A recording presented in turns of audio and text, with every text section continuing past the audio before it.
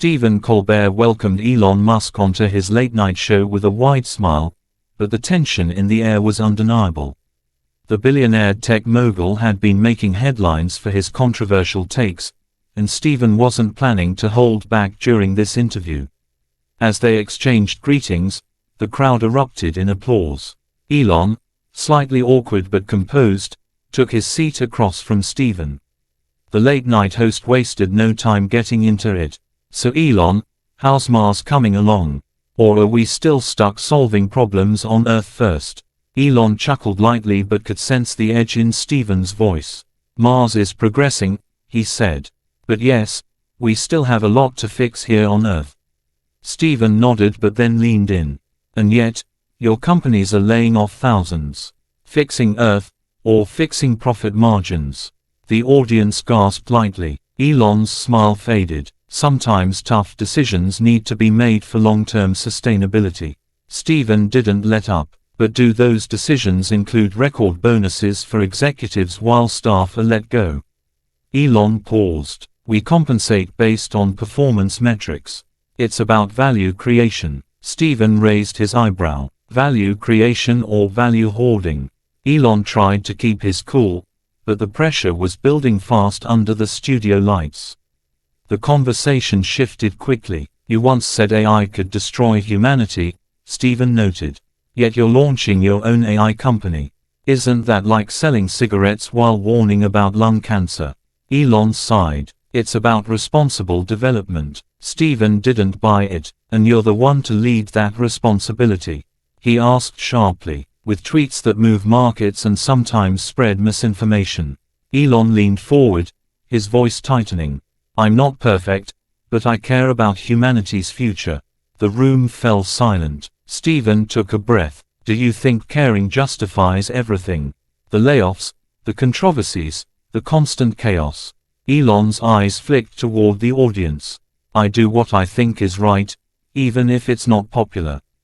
"But right for whom?" Stephen asked. "Your companies, your investors, or the average worker who can't afford a Tesla, let alone a ticket to Mars?" Elon looked down, visibly shaken, his defenses starting to crack under the weight of the confrontation. Stephen pressed on. "People once saw you as a hero. Now, many see you as erratic. What changed?" Elon finally responded, his voice softer. "I'm under immense pressure. You have no idea what it takes to carry all of this." Colbert's tone softened, but he didn't back off. "Pressure doesn't give you a free pass, Elon. You've shaped narratives and markets.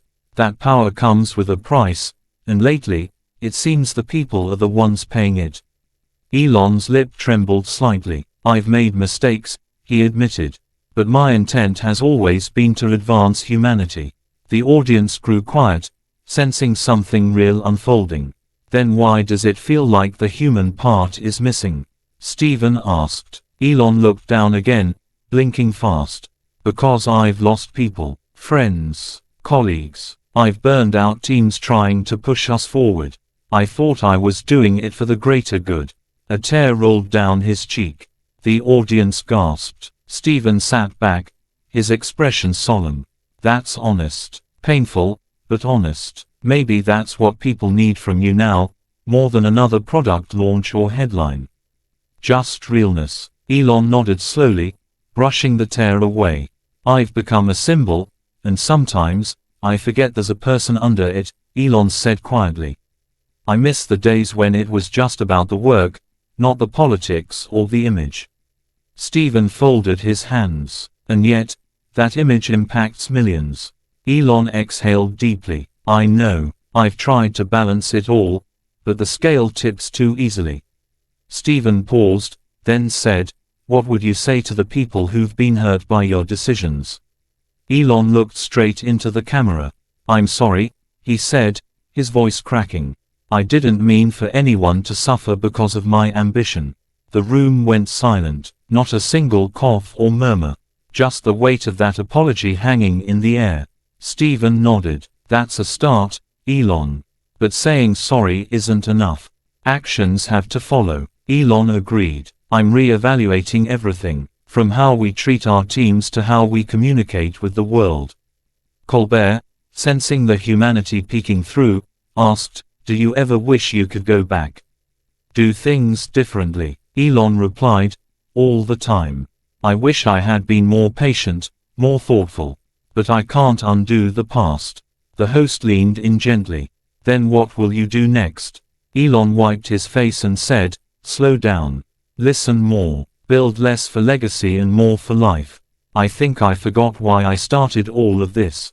The crowd, moved by the moment, remained respectful. Stephen offered a glass of water, and Elon took it with a shaky hand. "You've built rockets," Stephen said. "Now maybe it's time to rebuild trust." Elon nodded, finally meeting Stephen's gaze. "You're right." He took a long breath. "Maybe I needed this. Maybe I needed someone to hold up a mirror and not let me look away." The rawness in his voice was palpable. Stephen closed the segment gently. "That's what conversation should be, Elon. Not just noise, but a way back to clarity." Elon gave a faint smile. "Thank you for being honest. Even when it hurt." As the lights dimmed, the studio audience remained still, unsure if they had just watched an interview or a breakdown. Either way, it was unforgettable. The billionaire had finally been seen, not just as a mogul, but as a man. And in that rare moment on live TV, the world saw what happens when confrontation leads to truth instead of more ego. Stephen didn't destroy Elon, he revealed him. And maybe, just maybe, Elon Musk cried not out of defeat, but of rediscovery.